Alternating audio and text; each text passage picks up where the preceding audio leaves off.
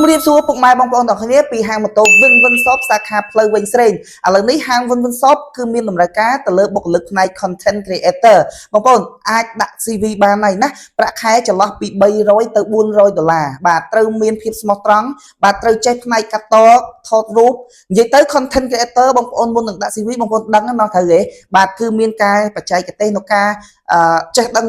លើ social media បាទចេះដឹងទៅលើការផុសក្នុង page បាទការបង្កើតវីដេអូបង្កើតមាតិកាបាទ digital creator អញ្ចឹងណាបងប្អូនបាទអញ្ចឹងកុំភ្លេចបងប្អូនដែលមានជំនាញទាំងអស់ហ្នឹងទាំងការថតរូបកាត់តវីដេអូចេះប្រម៉ូទផ្សព្វផ្សាយពីផលិតផលចេះបង្កើតមាតិកាថ្មីល្អ content creator របស់បងប្អូនហ្នឹងមានជំនាញចេះដឹងបាទអត់ត្រូវការអ្នកចេះខ្លាំងទេត្រឹមតែល្មមក៏បានដែរខាងហាងមានការបណ្ដុះបណ្ដាលបន្ថែមក៏ដូចជាមានការបង្រៀនបន្ថែមបាទហើយបងប្អូនចេះជំនាញទាំងអស់នេះហើយបងប្អូនអាចនឹងទទួលបានប្រាក់ខែគោលចាប់ពី